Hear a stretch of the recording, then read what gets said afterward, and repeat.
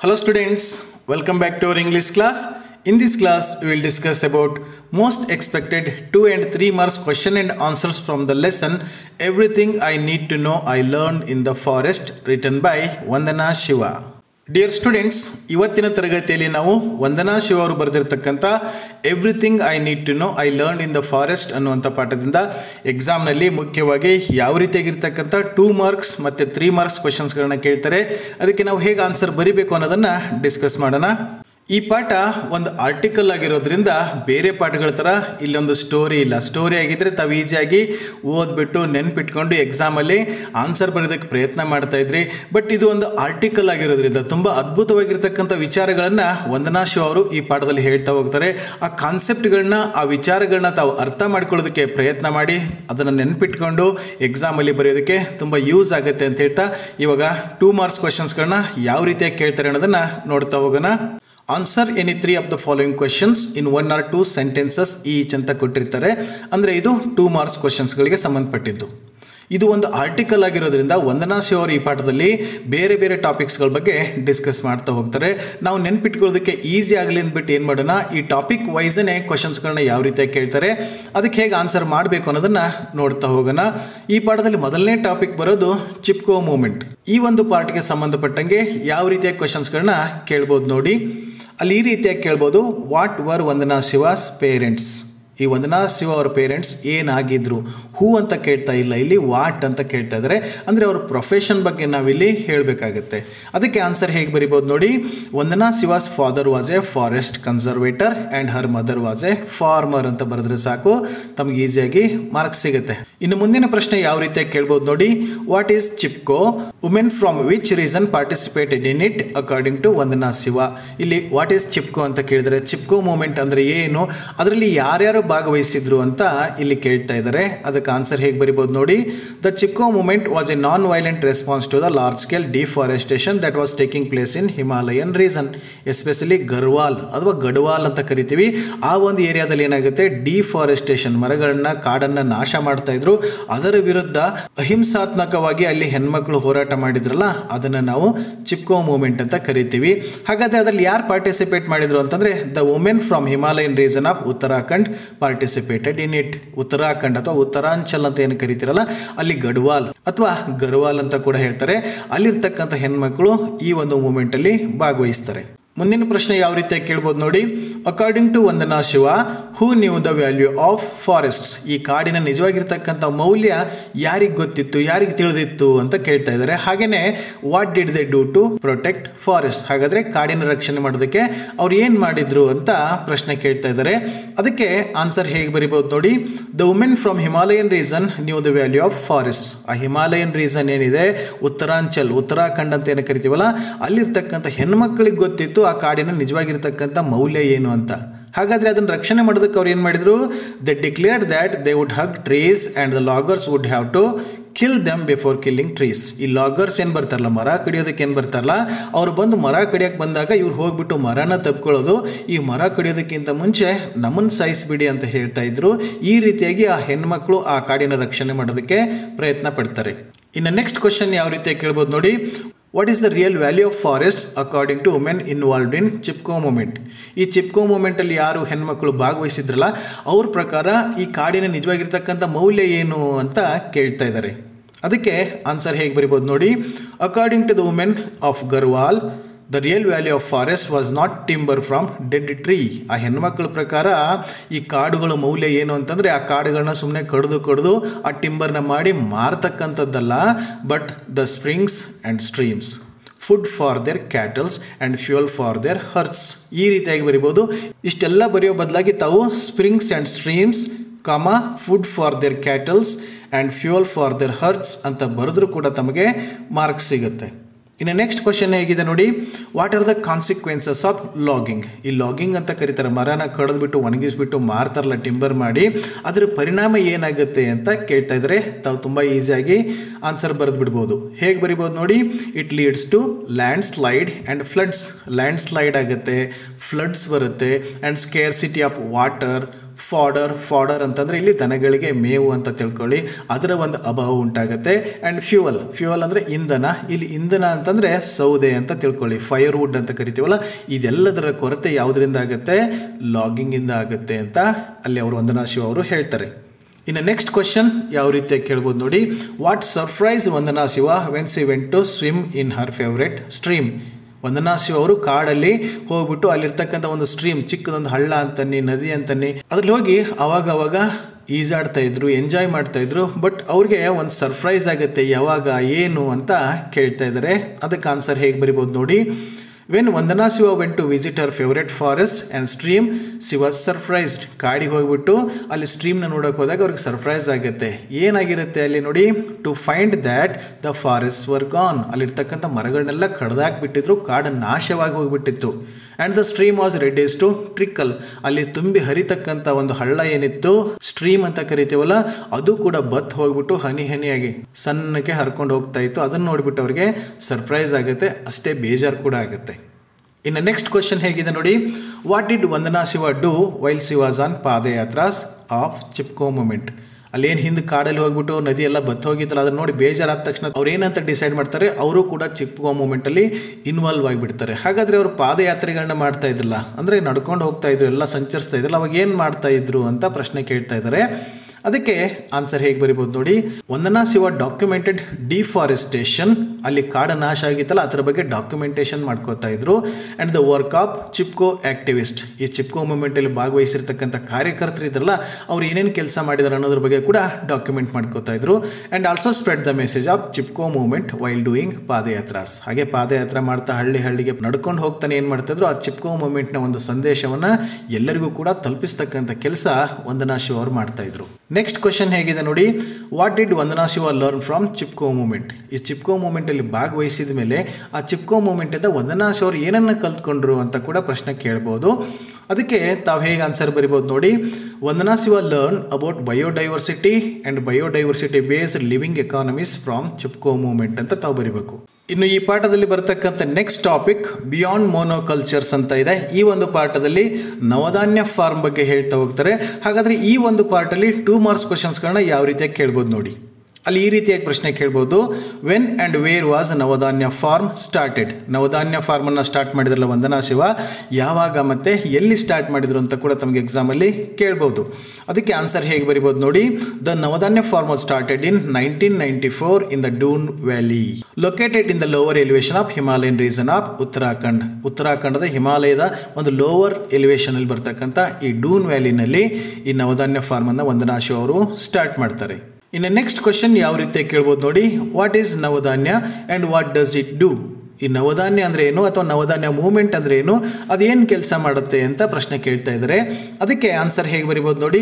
ನವಧಾನ್ಯ is a movement started by Vandana Shiva. Vandana Shiva ಅವರು ಈ ನವಧಾನ್ಯ movement ಅನ್ನುವಂಥದ್ದನ್ನು ಸ್ಟಾರ್ಟ್ ಮಾಡ್ತಾರೆ.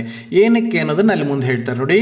To conserve seeds, promote organic farming and protect biodiversity. ಎಲ್ಲ ವಿಧವಾಗಿರ್ತಕ್ಕಂಥ ಬೀಜಗಳನ್ನು ಸಂರಕ್ಷಣೆ ಮಾಡೋದು, ಹಾಗೆಯೇ ಆರ್ಗ್ಯಾನಿಕ್ ಫಾರ್ಮಿಂಗ್ ಅಂದರೆ ಜೈವಿಕ ಕೃಷಿ ಅಂತ ಹೇಳ್ತೀವಲ್ಲ, ಅದನ್ನು ಪ್ರಮೋಟ್ ಮಾಡೋದಕ್ಕೆ ಮತ್ತು ಬಯೋಡೈವರ್ಸಿಟಿಯನ್ನು ಪ್ರೊಟೆಕ್ಟ್ ಮಾಡೋದಕ್ಕಾಗಿ ಅವ್ರು ಏನು ಮಾಡ್ತಾರೆ, ಇವು ನವಧಾನ್ಯ ಫಾರ್ಮನ್ನು ಸ್ಟಾರ್ಟ್ ಮಾಡ್ತಾರೆ.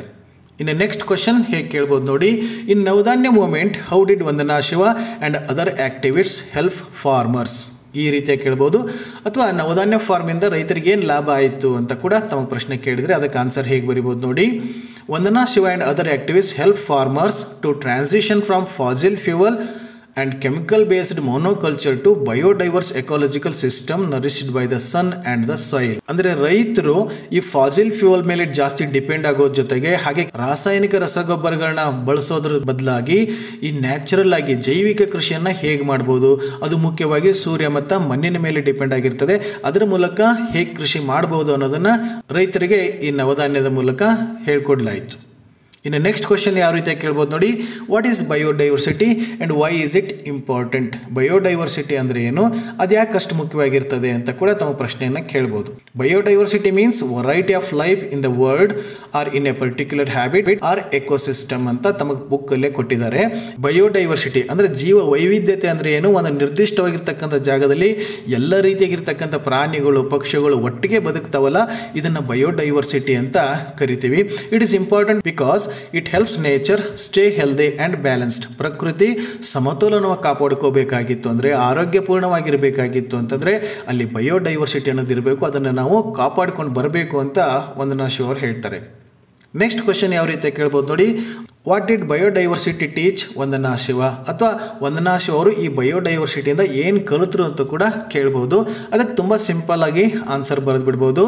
ವಂದನಾ Shiva learn about abundance, freedom, cooperation and mutual giving. ಇದೆಲ್ಲವನ್ನು ಅವರು ಬಯೋಡೈವರ್ಸಿಟಿಯಿಂದ ಕಲಿತರು ಅಂತ ಪುಸ್ತಕದಲ್ಲಿ ಬರುತ್ತೆ. ತಾವು ಈ ರೀತಿಯಾಗಿ ಸಿಂಪಲ್ ಆಗಿ ಆನ್ಸರ್ ಬರೆದು ಬಿಡ್ಬೋದು. ಇನ್ನು ಈ ಪಾಠದಲ್ಲಿ ಬರ್ತಕ್ಕಂಥ next topic rights of nature on the global stage ಅಂತ ಇದೆ. ಈ ಪಾರ್ಟಲ್ಲಿ ಎಕ್ಸಾಮಿನೇಷನಲ್ಲಿ 2 ಮಾರ್ಕ್ಸ್ ಕ್ವಶನ್ಸ್ಗಳನ್ನ ಹೇಗೆ ಕೇಳ್ಬೋದು ನೋಡಿ. ಅಲ್ಲಿ ಈ ರೀತಿಯಾಗಿ ಪ್ರಶ್ನೆ ಕೇಳ್ಬೋದು. Name the 2 countries that recognise the rights of nature and rights of mother earth. ಯಾವ ಒಂದು ದೇಶ ರೈಟ್ಸ್ ಆಫ್ ನೇಚರ್ ಮತ್ತು ರೈಟ್ಸ್ ಆಫ್ ಮದರ್ ಅರ್ತ್ ಅನ್ನೋದನ್ನು ರೆಕಗ್ನೈಸ್ ಮಾಡಿದ್ದಾವೆ ಅಂತ ಕೂಡ ತಮಗೆ ಕೇಳ್ಬೋದು. ಅದಕ್ಕೆ ಆನ್ಸರ್ ಹೇಗೆ ಬರಿಬೋದು. Ecuador has recognise the rights of nature in its constitution and Bolivia declares the rights of mother earth ಅಂತ ಬರೆದ್ರೆ ಸಾಕು, ತಮಗೆ ಮಾರ್ಕ್ಸ್ ಸಿಗುತ್ತೆ. ಇಷ್ಟು ಬರೆಯೋ ಬದಲಾಗಿ ಇಕ್ವಾಡರ್ ಆ್ಯಂಡ್ ಬೊಲಿವಿಯಾ ಅಂತ ಬರೆದ್ರೂ ಕೂಡ ತಮಗೆ ಎಕ್ಸಾಮಲ್ಲಿ ಮಾರ್ಕ್ಸ್ ಸಿಗುತ್ತೆ. ಇನ್ನು ನೆಕ್ಸ್ಟ್ ಕ್ವಶನ್ ಯಾವ ರೀತಿ ಕೇಳ್ಬೋದು ನೋಡಿ. What does rights of nature mean? ಇಲ್ಲಿ ರೈಟ್ಸ್ ಆಫ್ ನೇಚರ್ ಅಂತಂದರೆ ಏನು ಅಂತ ಕೇಳ್ತಾ ಇದ್ದಾರೆ. ನಮಗೆಲ್ಲ ಸಂವಿಧಾನ ಒಂದು ರೈಟ್ಸನ್ನು ಕೊಟ್ಟಿದೆ, ಹಕ್ಕುಗಳನ್ನು ಕೊಟ್ಟಿದೆಯಲ್ಲ, ಹಾಗೆ ಪ್ರಕೃತಿಗೂ ಕೂಡ ಹಕ್ಕಿರುತ್ತೆ ಅಂತ. ಅದನ್ನೇ ಇಲ್ಲಿ ರೈಟ್ಸ್ ಆಫ್ ನೇಚರ್ ಅಂತ ಕರೀತಾರೆ. ಅದರ ಅರ್ಥ ಏನು ಅಂತ ಕೇಳ್ತಾ ಇದ್ದಾರೆ. ಅದಕ್ಕೆ ಆನ್ಸರ್ ಹೇಗೆ ಬರಿಬೋದು ನೋಡಿ. Rights of nature means recognising that nature has the right to exist and be protected just like people. ಈ ರೀತಿಯಾಗಿರ್ತಕ್ಕಂಥ ಎಲ್ಲ ಸ್ವಾತಂತ್ರ್ಯಗಳು ಕೂಡ ಪ್ರಕೃತಿಗೂ ಸಿಗಬೇಕು. ಇಲ್ಲಿರ್ತಕ್ಕಂಥ ಪ್ರತಿಯೊಂದು ಪ್ರಾಣಿ ಇರ್ಬೋದು, ಪಕ್ಷಿ ಇರ್ಬೋದು, ಗಿಡ ಮರ ಇರ್ಬೋದು, ಅವುಗಳಿಗೆ ಅಸ್ತಿತ್ವದಲ್ಲಿರೋದಕ್ಕೆ ಮತ್ತು ಪ್ರೊಟೆಕ್ಟ್ ಆಗಿರೋದಕ್ಕೆ ಅವಕ್ಕೆ ರೈಟ್ಸನ್ನು ಕೊಡಬೇಕು. ಅದನ್ನೇ ಇಲ್ಲಿ ರೈಟ್ಸ್ ಆಫ್ ನೇಚರ್ ಅಂತ ಕರಿತಾ ಇದ್ದಾರೆ. ಇನ್ನು ಮುಂದಿನ ಪ್ರಶ್ನೆ ಯಾವ ರೀತಿ ಕೇಳ್ಬೋದು ನೋಡಿ. Mention any 2 types of domination that the United Nations general assembly discussed in conference organise as A part of earth day celebration in 2011. United Nations general assembly ಅವರು ಈ ಅರ್ತ್ ಡೇ ಸೆಲೆಬ್ರೇಷನ್ ನಿಮಿತ್ತವಾಗಿ ಆರ್ಗನೈಸ್ ಮಾಡಿರ್ತಕ್ಕಂಥ ಕಾನ್ಫರೆನ್ಸಲ್ಲಿ ಅಲ್ಲಿ ಡಾಮಿನೇಷನ್ಗಳ ಬಗ್ಗೆ discuss ಮಾಡ್ತಾರೆ. ಅದರಲ್ಲಿ ಯಾವುದಾದ್ರೂ 2 ಡಾಮಿನೇಷನ್ಸ್ಗಳ ಬಗ್ಗೆ ಹೇಳಿ ಅಂತ ಕೂಡ ತಮಗೆ ಕೇಳ್ಬೋದು. ಆನ್ಸರ್ ತುಂಬ ಸಿಂಪಲ್ ಆಗಿದೆ. ಪೀಪಲ್ ಓವರ್ ನೇಚರ್, ಮನುಷ್ಯರು ಪ್ರಕೃತಿ ಮೇಲೆ ಡಾಮಿನೇಟ್ ಆಗಿರ್ತಾರೆ. ಮೆನ್ ಓವರ್ ವುಮೆನ್, ಗಂಡಸರು ಹೆಂಗಸರ ಮೇಲೆ ಡಾಮಿನೇಟ್ ಆಗಿರೋದು. ಹಾಗೆ ರಿಚ್ ಓವರ್ ಪುವರ್, ಬಡವರ ಮೇಲೆ ಶ್ರೀಮಂತರು ಡಾಮಿನೇಟ್ ಮಾಡೋದು. ಈ ವಿಚಾರವಾಗಿ ಅಲ್ಲಿ ಡಿಸ್ಕಷನ್ ನಡೀತದೆ. ಯಾವುದಾದ್ರೂ 2 ಬರೆದು ಬಿಟ್ಟರು ಸಾಕು, ತಮಗೆ ಮಾರ್ಕ್ಸ್ ಸಿಗುತ್ತೆ. ಇನ್ನು ನೆಕ್ಸ್ಟ್ ಕ್ವಶನ್ ಯಾವ ರೀತಿ ಕೇಳ್ಬೋದು ನೋಡಿ. What have human beings fail to recognise about nature according to UN secretary general's report? UN secretary general's report ಪ್ರಕಾರ ಮನುಷ್ಯರು ಏನನ್ನ ರೆಕಗ್ನೈಸ್ ಮಾಡೋದಕ್ಕೆ, ಗುರುತಿಸೋದಕ್ಕೆ ವಿಫಲರಾಗಿದ್ದಾರೆ ಅಂತ ಪ್ರಶ್ನೆ ಕೇಳ್ಬೋದು. ಅದಕ್ಕೆ ಹೇಗೆ ಆನ್ಸರ್ ಬರಿಬೋದು ನೋಡಿ. Human beings have fail to recognise that they are an inseparable part of nature. ಈ ಪ್ರಕೃತಿಯ ಒಂದು ಅವಿಭಾಜ್ಯ ಅಂಗ ತಾವು ಅನ್ನೋದನ್ನು ಮನುಷ್ಯರು ಮರ್ತು ಬಿಟ್ಟಿದ್ದಾರೆ. ಅದನ್ನೇ ಗುರುತಿಸೋದಕ್ಕೆ ಫೇಲ್ ಆಗಿದ್ದಾರೆ. And that we cannot damage without damaging ourselves. ಪ್ರಕೃತಿಯನ್ನು ನಾಶ ಮಾಡ್ತಾ ಇದ್ದೀವಿ ಅಂತಂದರೆ ಇಂಡೈರೆಕ್ಟಾಗಿ ನಮಗೆ ನಾವೇ ನಾಶ ಮಾಡ್ಕೋತಾ ಇದ್ದೀವಿ ಅನ್ನೋದನ್ನು ಅರ್ಥ ಮಾಡ್ಕೊಳ್ತಾ ಇಲ್ಲ ಮನುಷ್ಯ ಅಂತ ತಾವು ಬರಿಬೋದು. ನೆಕ್ಸ್ಟ್ ಕ್ವಶನ್ ಯಾವ ರೀತಿಯಾಗಿ ಕೇಳ್ಬೋದು ನೋಡಿ. What is the difference between apartheid and eco apartheid according to Cormac Cullinan? ಇಲ್ಲಿ ಅಪರ್ಥೈಡ್ ಅಂತ ಬರ್ತದೆ. ಆ ಅಪರ್ಥೈಡ್ಗೂ ಮತ್ತು ಎಕೋ ಅಪರ್ಥೈಡ್ಗೂ ಏನು ಡಿಫ್ರೆನ್ಸ್ ಕಾರ್ಮ್ಯಾಕ್ ಕಲಿನನ್ ಪ್ರಕಾರ ಅಂತ ಕೂಡ ತಮಗೆ ಕೇಳ್ಬೋದು. ಅದಕ್ಕೆ ಆನ್ಸರ್ ಹೇಗೆ ಬರೀತೀರಾ ನೋಡಿ. Apartheid means separation of people on the basis of colour. ಈ ಮನುಷ್ಯರನ್ನ ವರ್ಣಭೇದ ನೀತಿ ಅಂತ ಕರಿತೀವಲ್ಲ, ಅವರ ಚರ್ಮದ ಬಣ್ಣದ ಮೇಲೆ ಈ ಭೇದ ಭಾವ ಮಾಡ್ತಾರಲ್ಲ, ಕರಿಯರು ಬಿಳಿಯರು ಅಂತ ಭೇದ ಭಾವ ನಡೀತದಲ್ಲ, ಅದನ್ನು ನಾವು ಅಪರ್ಥೈಡ್ ಅಂತ ಕರಿತೀವಿ. ಇನ್ನು ಎಕೋ ಅಪರ್ಥೈಡ್ ಅಂತಂದರೆ, ಎಕೋ ಅಂತಂದರೆ ಎಕಾಲಜಿ, ನೇಚರ್ ಅಂತ ತಿಳ್ಕೊಂಬಿಡಿ ನೆನ್ಪಿಟ್ಕೊಳ್ಳೋದಕ್ಕೆ. Eco apartheid means illusion of separateness of humans from nature. ಈ ಮನಸ್ಸಿಗಿರ್ತಕ್ಕಂಥ ಒಂದು ಭ್ರಮೆ ಇದು. ಏನಂತ, ಪ್ರಕೃತಿನ ಬೇರೆ, ನಾವೇ ಬೇರೆ, ನಾವು ಪ್ರಕೃತಿ ಮೇಲೆ ಡಿಪೆಂಡ್ ಆಗಿಲ್ಲ ಅನ್ನತಕ್ಕಂಥ ಭಾವನೆ ಏನಿರ್ತದಲ್ಲ, ಇದನ್ನೇ ಎಕೋ ಅಪರ್ಥೈಡ್ ಅಂತ ಕರೀತಾರೆ. ಇನ್ನು ಈ ಪಾಠದಲ್ಲಿ ಬರ್ತಕ್ಕಂಥ next topic the dead earth world view ಅಂತ ಇದೆ. ಈ ಒಂದು ಭಾಗದಲ್ಲಿ ಎಕ್ಸಾಮಿನೇಷನ್ಗೆ ಸಂಬಂಧಪಟ್ಟಂಗೆ 2 ಮಾರ್ಕ್ಸ್ ಕ್ವಶನ್ಸ್ಗಳನ್ನ ಹೇಗೆ ಕೇಳ್ಬೋದು ನೋಡಿ. What is the meaning of terra nullius and terra madre ಅಂತ ಕೇಳಿದ್ದಾರೆ. ಈ ಟೆರಾ ನಲ್ಲೀಸ್ ಅಂದರೆ ಏನು, ಟೆರಾ ಮಾಡ್ರೆ ಅಂದರೆ ಏನು, ಅದರ ಅರ್ಥ ಏನು ಅಂತ ಕೇಳ್ತಾ ಇದ್ದಾರೆ. ಹೇಗೆ ಬರಿಬೋದು ನೋಡಿ. ಟೆರಾ ಮಾಡ್ರೆ ಮೀನ್ಸ್ ಮದರ್ ಅರ್ತ್. ಈ ಭೂಮಿಯನ್ನು ನಾವು ತಾಯಿ ಅಂತ ಭಾವಿಸ್ತೀವಲ್ಲ, ಭೂಮಾತೆ ಅಂತ ಕರಿತೀವಲ್ಲ, ಇದನ್ನು ಟೆರಾ ಮಾಡ್ರೆ ಅಂತ ಕರೀತಾರೆ. ಆ್ಯಂಡ್ ಟೆರಾ ನಲ್ಲೀಸ್ ಅಂತಂದರೆ that empty land ready for occupation. ಈ ಭೂಮಿ ಇರತಕ್ಕಂಥದ್ದು ಒಂದು ಖಾಲಿ ಜಾಗ, ಅದನ್ನು ಹೇಗೆ ಬೇಕಾದರೂ ಯೂಸ್ ಮಾಡ್ಕೋಬೋದು, ಎಕ್ಸ್ಪ್ಲಾಯ್ಟ್ ಮಾಡ್ಕೋಬೋದು. ಅದಕ್ಕೇನು ಜೀವ ಇಲ್ಲ, ಅದಕ್ಕೇನು ಭಾವನೆ ಇಲ್ಲ ಅನ್ನತಕ್ಕಂಥ ಭಾವನೆ ನಮಗಿರ್ತದಲ್ಲ, ಇದನ್ನೇ ಅಲ್ಲಿ ಟೆರಾನ ಲೀಸ್ ಅಂತ ಕರೀತಾರೆ. ಇನ್ನು ನೆಕ್ಸ್ಟ್ ಕ್ವಶನ್ ಹೇಗೆ ಕೇಳ್ಬೋದು ನೋಡಿ. What did Francis beacon say about science and invention? Father of modern science ಅಂತ ಕರೀತಾರೆ ಫ್ರಾನ್ಸಿಸ್ ಬೇಕನನ್ನು. ಅವನು ಸೈನ್ಸ್ ಆ್ಯಂಡ್ ಇನ್ವೆನ್ಷನ್ ಬಗ್ಗೆ ಏನು ಹೇಳ್ತಾನೆ, ಅಥವಾ results of science and invention ಅಂತ ಕೂಡ ತಮಗೆ ಎಕ್ಸಾಮಲ್ಲಿ ಕೇಳ್ಬೋದು. ಏನು ಹೇಳ್ತಾನೆ ನೋಡಿ. He said that science and inventions that result do not merely exert the gentle guidance over nature's course, they have the power to conquer and subdue her, to shake her to her foundations. ಈ science ಆಗಲಿ invention ಆಗಲಿ ಇವೆಲ್ಲ ಏನು ಮಾಡ್ತಾವೆ, ಪ್ರಕೃತಿಯನ್ನು ಸಾಫ್ಟಾಗಿ use ಮಾಡ್ಕೊಳ್ಳೋರು, ಇದರ ಅಡಿಪಾಯವನ್ನೇ ಅಲಗಾಡಿಸ್ತಕ್ಕಂಥ ಕೆಲಸ ಸೈನ್ಸ್ ಆ್ಯಂಡ್ ಇನ್ವೆನ್ಷನ್ ಮಾಡ್ತಾ ಇದೆ ಅಂತ ಫ್ರಾನ್ಸಿಸ್ ಬೇಕನ್ ಹೇಳ್ತಾನೆ. Next question, according to Caroline Merchant what leads to capitalism? Capitalism ಅಂತಂದರೆ ಬಂಡವಾಳ ಸಾಹಿತ್ಯ ಅಂತವಲ್ಲ, ಯಾವುದರಿಂದ ಉಂಟಾಗತ್ತೆ ಅಂತ ಕೇಳ್ತಾ ಇದ್ದಾರೆ. ಅದಕ್ಕೆ ಹೇಗೆ ಆನ್ಸರ್ ಬರಿಬೋದು. According to him the shift of perspective, ನಮ್ಮ ದೃಷ್ಟಿಕೋನ ಬದಲಾವಣೆ ಆಗುತ್ತಲ್ಲ, ಅದರಿಂದ ಈ ಕ್ಯಾಪಿಟಾಲಿಸಮ್ ಅನ್ನೋದು ಉಂಟಾಗುತ್ತೆ. ಹೇಗೆ ನೋಡಿ. From nature as A living nurturing mother, ಈ ಪ್ರಕೃತಿಯನ್ನು ಈ ಭೂಮಿಯನ್ನು ನಾವು ನಮ್ಮ ಸಾಕ್ತಕ್ಕಂಥ ಸಲಹತಕ್ಕಂಥ ತಾಯಿ ಅಂತಕ್ಕಂಥ ಭಾವನೆ ಏನಾಗಿಬಿಡುತ್ತೆ, inert dead and manipulable matter leads to capitalism. ಯಾವಾಗ ನಾವು ಇದೊಂದು ಜಡ ವಸ್ತು, ಇದು ನಾವು ಹೇಗೆ ಬೇಕಾದರೂ ಯೂಸ್ ಮಾಡ್ಕೋಬೋದು, ಹೇಗೆ ಬೇಕಾದರೂ ಎಕ್ಸ್ಪ್ಲೈಟ್ ಮಾಡ್ಬೋದು ಅಂತಕ್ಕಂಥ ಭಾವನೆ ನಮ್ಮಲ್ಲಿ ಬರುತ್ತಲ್ಲ, ಆವಾಗ ಈ ಕ್ಯಾಪಿಟಾಲಿಸಮ್ ಅನ್ನೋದು ಉಂಟಾಗುತ್ತೆ. ಇನ್ನು ನೆಕ್ಸ್ಟ್ ಟಾಪಿಕ್ ಬರೋದು ವಾಟ್ ನೇಚರ್ ಟೀಚಸ್ ಅಂತ. ಈ ಒಂದು ಪಾರ್ಟಲ್ಲಿ 2 ಮಾರ್ಕ್ಸ್ ಕ್ವಶನ್ಸ್ಗಳನ್ನ ಹೇಗೆ ಕೇಳ್ಬೋದು ನೋಡಿ. What is earth democracy? ಈ ಡೆಮಾಕ್ರಸಿ ಅಂದರೆ ಗೊತ್ತು ನಿಮಗೆ, ಪ್ರಜಾಪ್ರಭುತ್ವ ಅಂತ ಕರಿತೀವಲ್ಲ, ಬಟ್ ಇಲ್ಲಿ ಅರ್ತ್ ಡೆಮಾಕ್ರಸಿ ಅಂದರೆ ಏನು ಅಂತ ಕೇಳ್ತಾ ಇದ್ದಾರೆ. ಅದಕ್ಕೆ ಆನ್ಸರ್ ಹೇಗೆ ಬರಿಬೋದು ನೋಡಿ. Earth democracy is the idea that human and all living things should live in harmony. ಈ ಭೂಮಿ ಮೇಲಿರ್ತಕ್ಕಂಥ ಮನುಷ್ಯರಷ್ಟೇ ಅಲ್ಲ, ಇಲ್ಲಿರ್ತಕ್ಕಂಥ ಪ್ರಾಣಿ ಪಕ್ಷಿ ಗಿಡ ಮರ ಎಲ್ಲವೂ ಕೂಡ ಸಾಮರಸ್ಯದಿಂದ ಬದುಕ್ತಾವಲ್ಲ, with respect for each others rights and the environment. ನಾವು ಅಷ್ಟೇ ಬದುಕಬೇಕು, ನಮಗೆ ಮಾತ್ರ ಹಕ್ಕಿದಾವಂತಲ್ಲ, ಭೂಮಿ ಮೇಲಿರ್ತಕ್ಕಂಥ ಎಲ್ಲ ಪ್ರಾಣಿಗಳಿಗೂ ಪಕ್ಷಿಗಳಿಗೂ ಸಸ್ಯಗಳಿಗೂ ಕೂಡ ಬದುಕ್ತಕ್ಕಂಥ ಹಕ್ಕಿದೆ. ಎಲ್ಲರಿಗೂ ಕೂಡ ಈಕ್ವಲ್ ಆಗಿರ್ತಕ್ಕಂಥ ರೈಟ್ಸನ್ನು ನಾವು ಕೊಡ್ತೀವಲ್ಲ, ಇದನ್ನೇ ಅರ್ತ್ ಡೆಮಾಕ್ರಸಿ ಅಂತ ಕರಿತೀವಿ.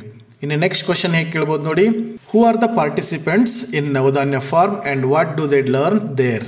ಈ ನವಧಾನ್ಯ ಫಾರ್ಮನ್ನು ವಂದನಾ ಶಿವ ಅವರು ಸ್ಟಾರ್ಟ್ ಮಾಡಿದ್ರಲ್ಲ, ಅಲ್ಲೇ ಅರ್ತ್ ಯೂನಿವರ್ಸಿಟಿನೂ ಕೂಡ ಸ್ಥಾಪನೆ ಆಗಿರ್ತದೆ. ಆ ನವಧಾನ್ಯ ಫಾರ್ಮಲ್ಲಿ ಯಾರ್ಯಾರು ಬಂದು ಪಾರ್ಟಿಸಿಪೇಟ್ ಮಾಡ್ತಾರೆ ಮತ್ತು ಅಲ್ಲಿ ಅವರು ಏನನ್ನು ಕಲಿತಾರೆ ಅಂತ ಕೂಡ ತಮಗೆ 2 ಮಾರ್ಕ್ಸ್ ಕ್ವಶನ್ ಆಗಿ ಕೇಳ್ಬೋದು. ಅದಕ್ಕೆ ಹೇಗೆ ಬರಿಬೋದು.